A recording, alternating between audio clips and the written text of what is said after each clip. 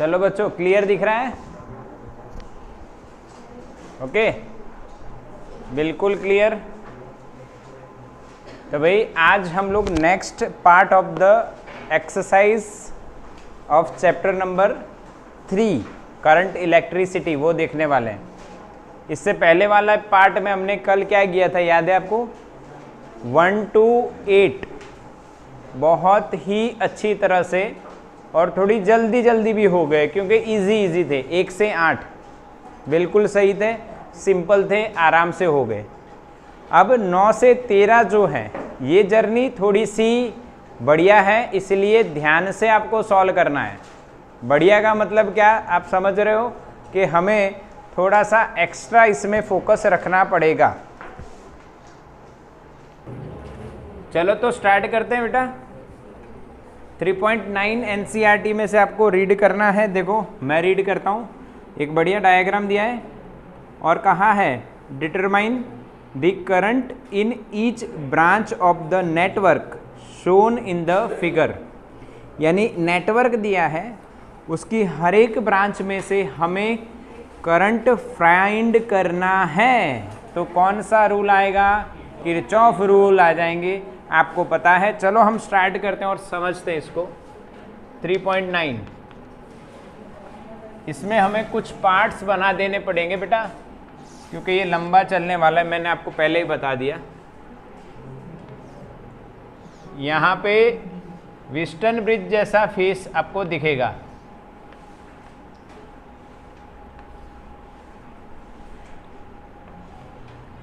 ठीक है, Wheatstone bridge आप पढ़े हुए हो।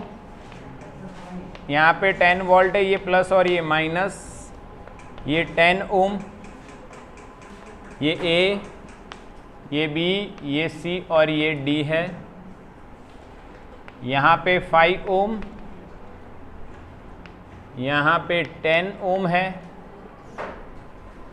बीच में 5 ओम है, यहाँ पे 5 ओम और यहाँ पे 10 ओम है। हमें हर एक ब्रांच में से करंट निकालना है। ठीक है, क्वेश्चन समझ में आ गया? बिल्कुल। तो हर एक ब्रांच में आपको करंट कैसे निकालना है ये आपको पता है। तो सबसे पहले हम लोग करंट डिवीज़न करते हैं। देखो यहाँ से हम कुछ करंट मानेंगे, बैटरी में से निकलता हुआ कोई करंट तो होगा ना बेटा। कितना मानते हैं हम लोग? मान लो बेटा आई।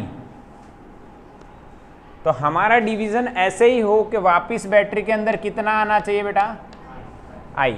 ठीक है, तो एक साइड से स्टार्ट करो डिवीज़न करना और दूसरी साइड का आंसर आई आया तो आपका डिवीज़न सही, नहीं तो डिवीज़न में कुछ ना कुछ प्रॉब्लम या गलती आपकी हो सकती है। तो हम लोग स्टार्ट करते हैं। देखो यहाँ से करंट ए के पास आया। अब ए के पास आया हुआ करंट सोचेगा कि मुझे 2 रास्ते दिख रहे हैं, तो दोनों पे बराबर जाऊं या नहीं जाऊं। तो अब देखो ये 5 ओम वाला तो वैसे ही कैंसिल नहीं होगा क्योंकि व्हीटस्टोन ब्रिज नहीं बन रहा है बेटा। देखो 10/5 2, ओके, 5/10 1/2, दोनों इक्वल नहीं है तो सीजर मेथड नहीं लगेगी। तो हमें नॉर्मल किरचॉफ रूल लगाने पड़ेंगे। तो पहले मैं डिवीज़न करता हूँ। यहाँ पे देखो, अगर मैं इधर बेटा I1 मानता हूँ तो इधर मुझे I माइनस I1 या मैं क्या मानता हूँ बेटा I2, पक्का।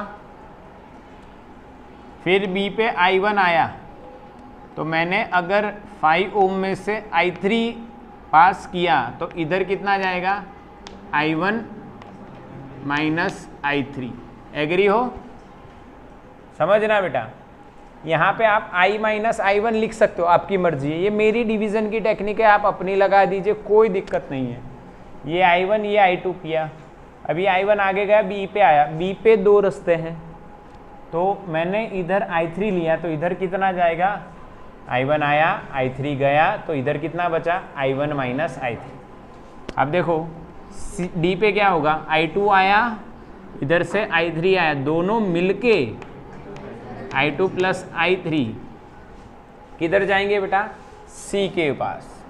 तो अब देखो सी पे क्या हो रहा है, I1 minus I3, I2 plus I3, तो I3 कट हो जाएगा, तो I1 प्लस I2 आएगा। तो क्या बेटा I1 प्लस I2 यानी I था, देखो ये I आया, इधर I1 गया और इधर I2 गया, तो I बराबर क्या लिख सकते हैं हम लोग, I1 प्लस I2।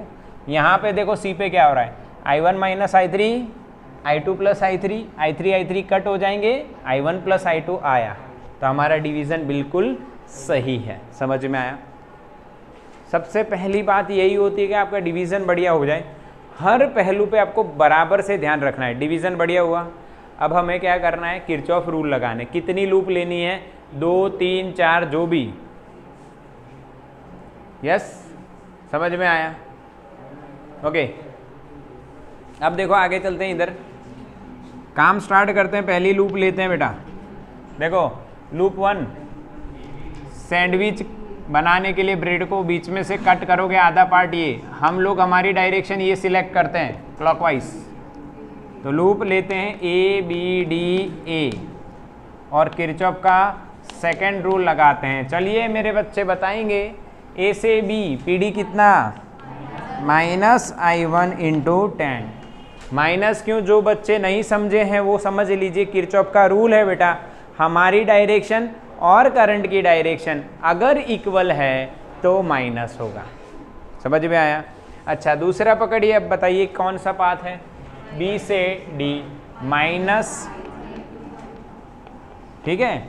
अब D से A plus I2 into 5 is equal to 0, कुछ भी नहीं है ना, is equal to 0। Kirchhoff second rule क्या है बेटा, summation of all PDs in the close loop is always 0, तो 0 रखना है सामने। चलो अब देखो इसको अरेंज कर देते बेटा, और कुछ भी नहीं। अरेंज करने के लिए हम लोग इसको -5 से डिवाइड करेंगे।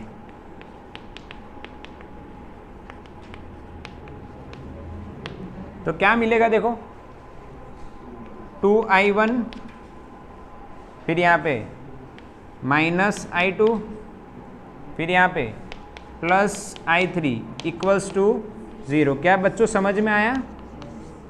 ये डिवाइड न करो तो भी चले, आप सिर्फ 5 से भी डिवाइड कर सकते थे।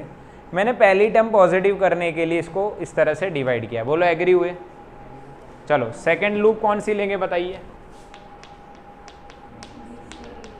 अब कई बच्चों को एक क्वेश्चन ये भी होगा कि कितनी लूप लेने की सर। एक मिनट में बता दूं कितनी लूप लेनी। पहली लूप लीजिए कोई भी एक, क्या इससे I1 I2 I3 की वैल्यू मिल रही है, नहीं, तो दूसरी लूप लेनी पड़ेगी, दूसरा इक्वेशन बनाना पड़ेगा। जनरली जितने अननोन होंगे ना उतने इक्वेशन बनाने, ये मैथ्स का रूल है, आपको पता है। जितने अननोन होंगे, यहाँ पे 3 अननोन है तो 3 इक्वेशन कम से कम बनाने पड़ेंगे। समझ में आ रहा है ना। तो चलिए स्टार्ट करते हैं सेकंड वाली। ये साइड आ गई, ये हो गया ये। अब इसमें भी हमारी डायरेक्शन क्लॉकवाइज ही ले लेते हैं बेटा। क्या लूप होगी, BCDB, Kirchhoff second rule, BCDB। Okay लगाइए, minus I1 minus I3 into R कितना है बेटा 5 IR। ओके इधर बताइए माइनस या प्लस, प्लस, क्योंकि हमारी डायरेक्शन और करंट की डायरेक्शन ऑपोजिट हो रही है। तो I2 प्लस I3 इंटू क्या हो गया बेटा 10। चलो इधर बताओ, प्लस होगा, हमारी डायरेक्शन करंट की डायरेक्शन ऑपोजिट बेटा, तो क्या लिखेंगे I3 into 5 is equal to 0। Maths वाले बच्चे मेरे से आगे चलिए, मेरे साथ मत चलिए। मैथ्स वाले बच्चे खुद से सॉल्व कीजिए। मैं बता देता हूँ, ये लूप लेके तीसरी लूप ये लेनी है, ये वाली नीचे वाली, ये तीसरी लूप, और रूल लगा के आप सॉल्व करना स्टार्ट कीजिए। मेरे साथ नहीं, मेरे से आगे चलिए। ओके अब इसको हम सॉल्व करेंगे। देखो यहाँ पे पहले मैं I1 लिख रहा हूँ। I1 कितने हैं, एक ही बार है, तो कोई चिंता नहीं करनी है। -5I1 आ गया, ठीक है। I2 देखो कितनी बार है, एक ही बार है, तो कोई चिंता नहीं करनी है। 10I2 वो किस में आ जाएगा बेटा, प्लस। I3 देखो 1 2 और 3 है, तो ध्यान से करना है। Minus minus plus 5, okay, I3, 10I3 और 5, 10 5 20 हो गया और सारे पॉजिटिव हैं, इज इक्वल टू क्या आएगा बेटा 0। Again you can divide this equation by -5। क्यों -5 कर देता हूं मैं? पहले वाला प्लस करने के लिए। I1 -5 से डिवाइड करो 2, 5 से डिवाइड करो -5 से 4I3 इज इक्वल टू 0। ये इक्वेशन बेटा कौन सा आ गया आपका 2। अब सोचो इन दोनों इक्वेशन को मिला के, यहाँ पे ध्यान, इन दोनों को मिला के क्या हम सॉल्व कर सकते हैं बेटा? तो बच्चों क्लियर दिख रहा है ना? Yes, okay. अब आगे बात कर लेते हैं, थर्ड लूप लेनी पड़ेगी। क्यों थर्ड लूप लेनी पड़ेगी? ओके, थर्ड क्यों लेनी है बेटा? इन दो को सॉल्व करके हम तीनों नहीं फाइंड कर पाएंगे, इसीलिए थर्ड लूप लेनी पड़ेगी। थर्ड कौन सी ले रहे हैं हम लोग? ADC, इसका नाम दे देते हैं E और यहाँ पे नाम दे देते हैं F। तो हमारी लूप हो गई ADCEFA और यहाँ लगाएंगे KSR, किरचॉफ सेकंड रूल। देखो फिर से ADCEFA, ये वाली नीचे जो लूप है। चलिए लगाते हैं रूल अपना। पहले बताइए क्या आएगा, प्लस या माइनस? माइनस आएगा बेटा, -I2 इंटू 5 बेटा। दूसरा देखिए D से C -I2 plus I3 into 10। तीसरा देखिए बैटरी आ गया, बैटरी आ गई बेटा, तो क्या होगा -2 प्लस, तो प्लस। बैटरी का रूल पता है ना? बैटरी में अगर हम लोग चल रहे हैं, जा रहे हैं और माइनस से चल के प्लस पे खड़े हो रहे हैं तो प्लस आता है, और प्लस से जाके माइनस पे जाते हैं तो माइनस आता है। यहाँ पे बेटा क्या हो रहा है, देखो हम लोग ऐसे आ रहे हैं। अगेन हमारी जो डायरेक्शन है हम कौन सी ले रहे हैं बेटा? क्लॉकवाइज। तो हम ऐसे आ रहे हैं, तो माइनस से चल के प्लस पे खड़े हुए इसलिए प्लस आया। अब इधर देखो बेटा, हमारी डायरेक्शन और करंट की डायरेक्शन सेम हुई तो माइनस, पर ये लेंगे हम लोग, ये लेंगे तो इजी रहेगा क्योंकि I की वैल्यू फिर से I1 प्लस I2 रखनी पड़ेगी आपको, तो ये ही लेंगे हम लोग। I1 प्लस I2 इंटू 10, पर आगे क्या आएगा बेटा? Minus I1 plus I2 into 10 is equal to 0। चलिए अब I1 लिखते हैं। कितने I1 है? एक ही I1 है, एक ही I1 है, तो सॉल्व करेंगे -10 I1।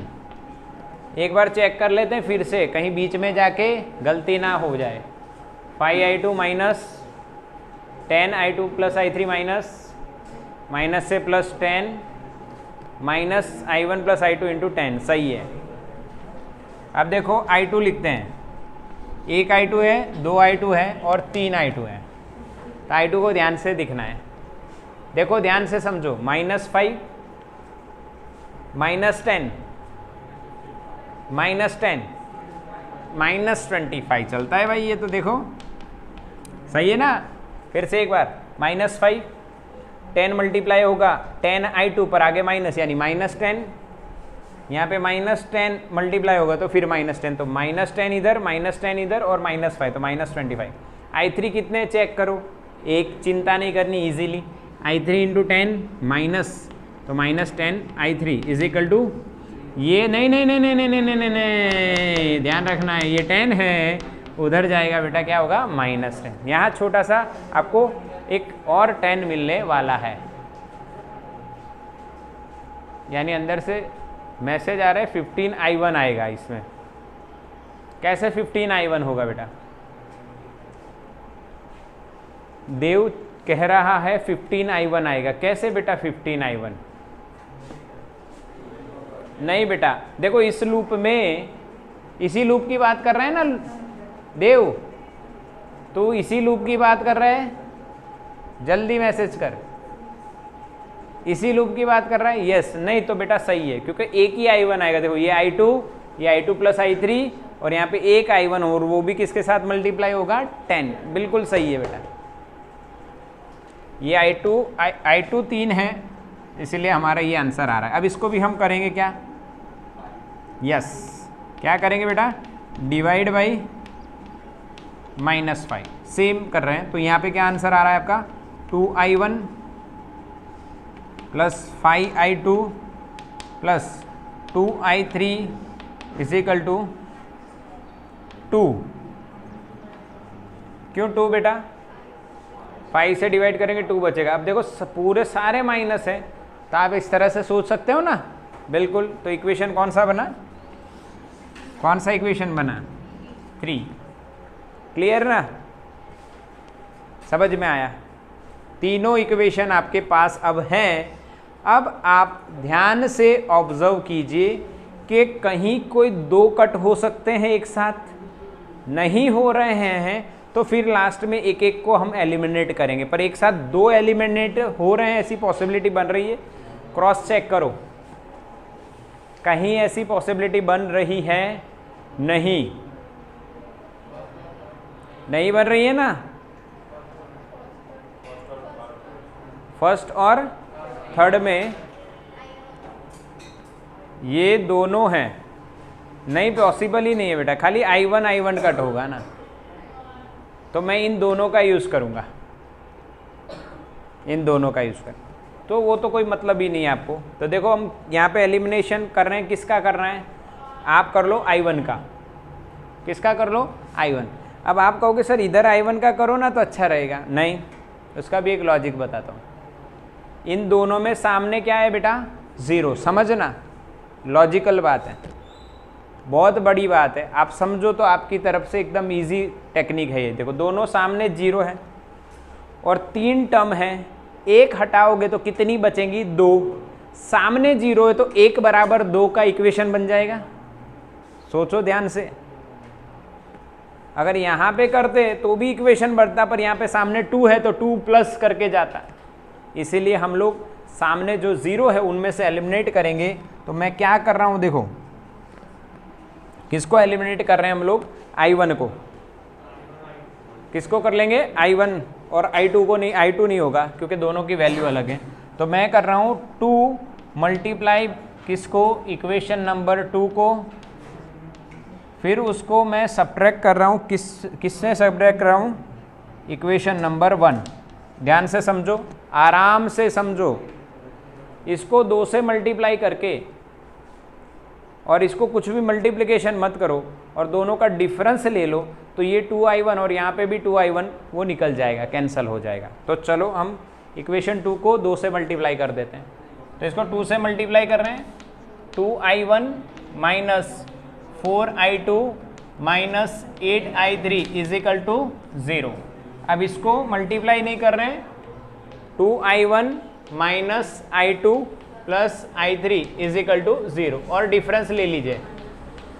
तो ये कट हो गया, हमें क्या मिलेगा यहाँ पे, -3i2 और -9i3 इज इक्वल टू 0। तो i2 is equal to i3, ठीक है, ये इक्वेशन हमें मिल रहा है। अब समझो, अब हम क्या कर रहे हैं, माइनस माइनस 9 ही हुआ ना, सही है, और ये माइनस प्लस यानी एक कम हो गया, ये तो कट हो गया। ये 4 नंबर का इक्वेशन है। अब देखो इन दोनों में से हम 2i1 को एलिमिनेट कर रहे हैं, हाँ कि ना, किसको एलिमिनेट कर रहे हैं, 2i1 को। एलिमिनेट हो जाएगा, हाँ कि ना, 2i1 एलिमिनेट हो जाएगा इधर से, यस बिल्कुल। तो देखो हम करेंगे इक्वेशन 1 माइनस इक्वेशन 3। देखो तो इन दोनों का सब्ट्रैक्शन लेंगे या 3 माइनस 1 करेंगे, आप जो करो वो चलेगा, 3 माइनस 1। अब देखो 3 लिख रहे हैं पहले, 2i1 plus 5i2 plus 2i3 is equal to 2। और ये वाला लिखते हैं हम, 2i1 minus i2 plus i3 equals to 0 और डिफरेंस लेते हैं। तो ये माइनस, ये प्लस, ये माइनस और ये माइनस रहेगा। देखो अब ये 2i1 अगेन कट हो गया, 5 plus 1 6i2 plus 2i3 minus i3 is equal to 2। Okay, अब i2 की वैल्यू यहाँ से सब्सटीट्यूट कर देंगे, तो i2 क्या है बेटा हमारा -3i3 plus i3 is equal to क्या है बेटा 2। ओके, 6 3 जा 18 -18i3, सॉरी ये आ गया ना, ये भी ले लेते हैं, तो 17 हुआ ना। देखो 6 3 जा 18, 18 माइनस प्लस 1 तो कितना -17, i3 2 इज इक्वल टू 2 है, तो i3 इज इक्वल 2/17। आगे आया माइनस का मतलब क्या है, हमारी डायरेक्शन जो पसंद की गई है वो एक्चुअल डायरेक्शन से ऑपोजिट होगी, इसीलिए माइनस आया। क्या आंसर मैच हो रहा है? हाँ कि ना? मैच हो रहा है ना? यस, क्लियर हुआ कि नहीं? तो i3 आ गया, तो बताओ i2 क्या आएगा? देखो इक्वेशन 4 से आपका i2 भी आ जाएगा। फ्रॉम इक्वेशन नंबर 4 i2 क्या होगा बेटा? -3 इंटू i3 2/17, तो सॉल्व करोगे माइनस माइनस प्लस 6/17 एम्पियर। क्या आंसर आ रहा है? यस। अब आपका देखो i3 भी आ गया, i2 भी आ गया। i3 और i2 आप रखोगे कोई भी एक इक्वेशन में, तो आपको i1 क्या मिल रहा है बेटा? 2/17 एम्पियर। समझ में आया? प्लस और माइनस आने का रीज़न क्या है बेटा? कि भाई डायरेक्शन हमने जो पसंद की है वो एक्चुअल से ऑपोजिट है। अब देखो यहाँ पे आपको ध्यान से समझना है, ये इक्वेशन और इस इक्वेशन में से एलिमिनेट किया हमने i1, फिर इस इक्वेशन और इस इक्वेशन में से हमने i1 एलिमिनेट किया, फिर दो इक्वेशन आएंगे उनको सॉल्व करेंगे तो हमारा आंसर आ रहा है। क्लियर हुआ? तो स्क्रीनशॉट ले लो इसका।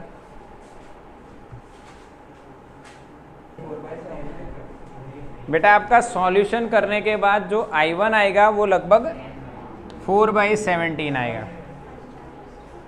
मैंने सॉल्व नहीं किया, आप सॉल्व कर लेना। i1 और i2 और i3 की वैल्यू रखोगे किसी भी एक में तो 4/17 आपको आंसर दिखेगा। चलो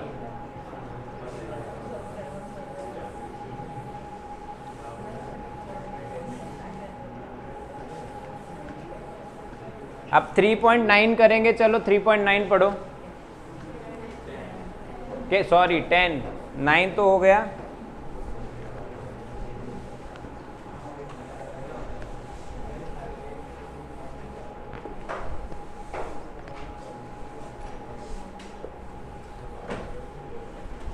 चलो 3.10 पढ़ते हैं। In a metre bridge the balance point is to be found to be at 39.5 from the end A when the resistor S is 12.5 ohm. Determine the resistance of R.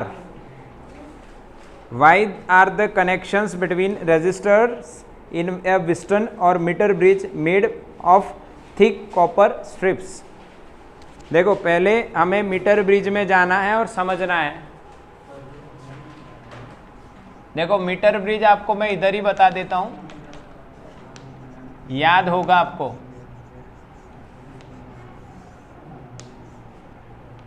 ये A है, ये C है, यहाँ पे galvanometer, और ये क्या मिला था? Null point D। ये क्या होता था? R, और ये क्या है? S। ये कितना मिलता है बेटा? L1, और ये कितना होता है? L2। L2 यानी 100 माइनस L1। याद है ना? ये इसको कौन सा ब्रिज बोलते हैं हम लोग? मीटर ब्रिज बोलते हैं। अब इस सम में हमें दिया है नल पॉइंट और S की वैल्यू। पहले क्वेश्चन में हमें क्या दिया है? नल पॉइंट की जो लेंथ है वो मिल रही है कितनी? 39.5, ठीक है, सेंटीमीटर। और हमें S की वैल्यू कितनी दी है? 12 ओम। और हमें बोला है कि R की वैल्यू फाइंड कीजिए। R की वैल्यू फाइंड करना है, और S हमें कितना दिया बेटा? 12.5 ओम। चलिए तो आता है आपको, व्हिस्टन ब्रिज का इक्वेशन आता था, वैसे ही मीटर ब्रिज का भी आपको आता ही है। बताइए क्या करना है, आर बाई एस या R by L1 is equal to S by L2, R by L1 is equal to S by L2। तो हमें निकालना क्या है, आर इज इक्वल टू क्या लिखा जाएगा बेटा, L1 upon L2 into S. चलो L1 बताओ कितना है, 39.5, कैलकुलेशन करते रहना साथ में। और L2 100 माइनस 39.5 60.5 इंटू आर की वैल्यू बेटा कितनी है 12.5। तो बताओ आंसर क्या आ रहा है, 8.16 और जो भी आपका अप्रोक्सीमेटली जो भी आंसर बनता है। बोलो समझ में आया, क्या करना है हमें, R by S is equals to L1 by L2। क्या करना है, R by S is equals to L1 by L2, या आपको करना है R upon L1 is equals to S upon L2। कौन सा ब्रिज है बेटा, ये मीटर ब्रिज है। कौन सा ब्रिज है, मीटर ब्रिज। चलो बी पार्ट इसका देखिए, कौन सा part, B part. Determine the, अच्छा सॉरी इसमें एक और क्वेश्चन है, why are the connections between the resistors in a Wheatstone bridge और metre bridge made of thick copper wire और स्ट्रिप्स। तो इसका आंसर ये रहेगा, आपने अमिताभ बच्चन की वो एडवर्टाइज देखी है, मोर वायर मोर कॉपर, ऐसा देखा है एडवर्टाइज जिसमें वो बताते हैं कि मोर कॉपर, वायर के अंदर कॉपर ज़्यादा है इसीलिए वो अच्छा है, क्योंकि कॉपर ज़्यादा होगा तो रेजिस्टेंस कैसा हो जाएगा, लो हो जाएगा। तो this is the reason why we have to use copper wire, क्योंकि उसका रेजिस्टेंस क्या होता है, लो। हाँ, determine the balance point of the bridge above if R and S are interchange. यानी देखो एकदम सिंपल बात है, इधर देखो समझना है, आर और एस को आपको इंटरचेंज कर देना है। तो यहाँ पे एस आ गया, यहाँ पे आर आ गया, तो अब जो नल पॉइंट है वो कैसा होगा,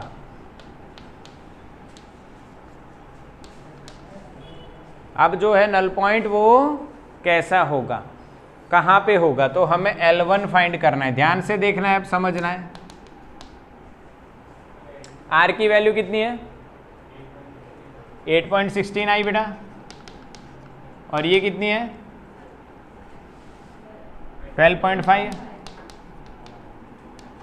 देखो एक्सपेरिमेंट क्या हो रहा है यहाँ पे कि इन दोनों को इंटरचेंज कर दो तो नल पॉइंट में क्या इफेक्ट होता है, कोई इफेक्ट नहीं होगा। जो यहाँ पे मिल रहा था वो तो नहीं मिलेगा, पर इफेक्ट कोई नहीं होगा। देखो कैसे, इक्वेशन बताओ मीटर ब्रिज का क्या है, R by L1 is equals to S by L2। आपको निकालना है L1, तो इसको मैं क्या लिख दूंगा बेटा, 100 माइनस L1। अब देखो R की वैल्यू क्या हुई 8.16, L1 हमें फाइंड करना है, S की वैल्यू कितनी है बेटा 12.5, और यहाँ पे क्या आएगा 100 माइनस L1। अब सॉल्व करेंगे कैसे, आप अपने हिसाब से सॉल्व, क्या है S11 है ना, 12.5 है भाई, 12.5 ही है। ओके चलो सही है। अब देखो L1 आपको फाइंड करना रहेगा, S बाई L1, तो S कितना है बेटा 12.5 है ना। यहाँ पे देखो इस तरह से आपको समझना है, S बाई L1 होगा ये साइड का रेजिस्टेंस बाई ये साइड की लेंथ, ये साइड का रेजिस्टेंस बाई ये साइड की लेंथ। अगर ये L2 है तो अब बताओ क्या लिखा जाएगा उल्टा, S by L1 is equal to R by L2। सही है, L2 की जगह मैं पहले से ही क्या लिख देता हूँ 100 माइनस L1। ठीक है, अब हमें वैल्यू रखनी है, S की वैल्यू कितनी है 12.5, L1 हमें फाइंड करना है, R की वैल्यू कितनी है 8.16, और ये क्या हो जाएगा 100 माइनस L1। अब ये क्रॉस मल्टीप्लिकेशन होगा, क्या होगा? Cross multiplication. और आप इसको इस तरह से 1250 माइनस 12.5 L1, ये इधर मैंने मल्टीप्लाई किया तो 100 मल्टीप्लाई होगा तो यहाँ पे क्या आएगा? 1250 इंटू L1 हो गया, और ये इधर मल्टीप्लाई होगा तो प्लस 8.16 L1। अब आप सॉल्व करोगे तो 1250 इज इक्वल टू, ये उधर जाएगा बेटा, हाँ के ना, 20.66 L1, सही है ना? तो बताओ L1 बराबर क्या आ रहा है आपका? 60.5 सेंटीमीटर ही आएगा। L1 क्या आएगा? 60.5 सेंटीमीटर ही आएगा। तो देखो यहाँ पे आपको क्या याद रखना है वो समझो।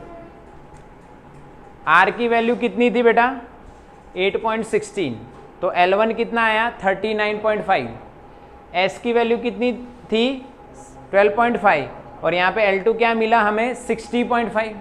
अब ये रेजिस्टेंस इधर ले जाओगे और ये रेजिस्टेंस इधर लाओगे तो ये लेंथ इधर आ जाएगी और ये लेंथ इधर आ जाएगी, और कोई चेंज आएगा नहीं। तो ये नोट कर लीजिए, लिख लीजिए। क्या लिखोगे बताओ? When we interchange R and S, when we interchange R and S, then L1 and L2 are also interchanged. L1 and L2 are also interchanged। समझ में आया? R और S को हम इधर लेके गए तो L1 L2 भी उल्टा आ जाएगा, यानी आंसर ये करने की जरूरत नहीं थी। देखो S इधर आया तो ये कितना आ रहा था बेटा? 100 माइनस ये अपना है 39.5 और ये अपना आएगा 60.5। तो जब ये S इधर लगाओगे, R इधर लगाओगे तो ये लेंथ आ जाएगी इधर। देखो आंसर वही आ रहा है। समझ में आया? तो इसको नोट कर लेना आप अपने हिसाब से। लिख लिया है ना? ये बिना कैलकुलेशन आप आंसर देने वाले हो। इसमें 3 पार्ट है ना, सी है, सी देखिए last. What happens if the galvanometer and cell are interchange at the balance point of the bridge? Would the galvanometer show any current? No, कोई फर्क नहीं पड़ेगा। अगर हम यहाँ पे बैटरी और गैल्वेनोमीटर की जगह बदल देंगे तो कोई फर्क नहीं पड़ेगा, क्योंकि डिवीज़न तो जो पहले किया बैटरी में से वैसे ही डिवीज़न यहाँ पे होगा, तो कोई फर्क पड़ता नहीं है। तो ये तीनों क्वेश्चन, तीसरे में आंसर आपका क्या आएगा बेटा? नो डिफ्लेक्शन और नो चेंज। क्यों बेटा? देखो ध्यान से समझना है। जब आप बैलेंस कंडीशन अटेन करोगे तो बैलेंस कंडीशन अटेन करने के लिए आपके पास 2 पॉइंट के बीच में गैल्वेनोमीटर चाहिए और दूसरे 2 पॉइंट के बीच में बैटरी चाहिए। अब आप उनकी पोजीशन चेंज कर रहे हो पर कंडीशन तो आप बैलेंस की ऑब्टेन कर रहे हो। तो बैलेंस के टाइम पे IG में IG क्या होता है? 0। तो आंसर हमारा क्या आएगा? There is no deflection, there is no deflection. बोलो पक्का? क्लियर ना? हाँ, तो इसका स्क्रीनशॉट ले लो।